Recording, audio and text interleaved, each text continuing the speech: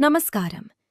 ഇന്ന് നമ്മൾ സംസാരിക്കാൻ പോകുന്നത് നമ്മുടെ ഇടയിൽ ഏറ്റവും സാധാരണമായി നടക്കുന്നതും എന്നാൽ അതീവ അപകടകരവുമായ ഒരു തട്ടിപ്പിനെക്കുറിച്ചാണ്. അതാണ് OTP സ്കാം. സർ, ഒരു OTP മാത്രം പറഞ്ഞാൽ മതി. ഈ ഒറ്റ വാചകത്തിൽ അവസാനിക്കുന്നത് നിങ്ങളുടെ അധ്വാനത്തിന്റെ ഫലമായുണ്ടാക്കിയ സമ്പാദ്യമായിരിക്കും. എന്താണ് ഈ OTP? ലളിതമായി പറഞ്ഞാൽ OTP എന്നത് വൺ ടൈം പാസ്വേഡ് ആണ്. നിങ്ങളുടെ അക്കൗണ്ടുകൾക്കുള്ള ഒരു ഡിജിറ്റൽ താക്കോലാണിത്.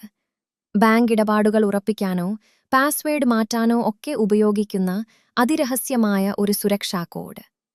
ഓർക്കുക, ഈ രഹസ്യ കോഡ് നിങ്ങൾ ആരുമായും പങ്കുവെക്കാൻ പാടില്ല. പക്ഷേ തട്ടിപ്പുകാർ ഈ താക്കോൽ കൈക്കലാക്കി നിങ്ങളെ വഞ്ചിക്കുന്നു. തട്ടിപ്പുകാരുടെ വല എങ്ങനെയാണ് വിരിക്കുന്നത്? ഒന്നാമത്തെ ഘട്ടം, നിങ്ങൾക്കൊരു കോൾ വരുന്നു. സംസാരിക്കുന്നത് വളരെ മാന്യമായ രീതിയിലായിരിക്കും.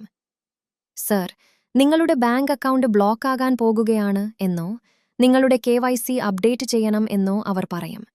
ചിലപ്പോൾ നിങ്ങൾക്കൊരു വലിയ തുക റീഫണ്ട് ലഭിക്കാനുണ്ട് എന്ന് പറഞ്ഞ് നിങ്ങളെ പ്രലോഭിപ്പിക്കും. രണ്ടാമത്തെ ഘട്ടം, അവർ നിങ്ങളോട് പറയും നിങ്ങളുടെ ഫോണിലേക്ക് ഇപ്പോൾ ഒരു കോഡ് വരുമെന്ന്. മൂന്നാമത്തെ ഘട്ടം, ആ കോഡ് അഥവാ OTP വന്ന ഉടൻ അത് അവരോട് പറയാൻ ആവശ്യപ്പെടും. ഇവിടെയാണ് ഏറ്റവും വലിയ കെണി. നിങ്ങൾ ആ 6 നമ്പരോ 4 നമ്പരോ പറഞ്ഞുകൊടുക്കുന്ന നിമിഷം അവർ നിങ്ങളുടെ ബാങ്ക് അക്കൗണ്ടിലേക്കോ സോഷ്യൽ മീഡിയയിലേക്കോ കയറുന്നു. നിങ്ങളുടെ അക്കൗണ്ടിലെ പണം കവരുന്നത് അവരുടെ വവിരൽ തുമ്പിലെ കാര്യമായി മാറുന്നു. ചില സാധാരണ തട്ടിപ്പുകൾ ഇവയാണ്. OLX തട്ടിപ്പ്. സാധനം വാങ്ങാൻ പണം അയച്ചു തരാം, ഈ OTP ഒന്ന് പറയൂ എന്ന് പറയും. ജോലി തട്ടിപ്പ്.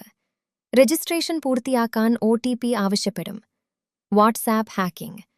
തെറ്റായി ഒരു OTP വന്നതാണ്, അതൊന്ന് ഫോർവേഡ് ചെയ്യൂ എന്ന് പറഞ്ഞ് നിങ്ങളുടെ വാട്സാപ്പ് അക്കൗണ്ട് തന്നെ അവർ തട്ടിയെടുക്കും. ഇവയെല്ലാം നിങ്ങളുടെ അക്കൗണ്ട് കാലിയാക്കാനുള്ള കെണികളാണ്. എങ്ങനെ നമുക്കിതിൽ നിന്നും രക്ഷപ്പെടാം? ഒന്നാമത്, ആര് ചോദിച്ചാലും OTP ആരോടും പറയരുത്. രണ്ടാമത്, ബാങ്കോ പോലീസോ ഗൂഗിളോ ഒരിക്കലും നിങ്ങളോട് ഫോണിലൂടെ OTP ചോദിക്കില്ല.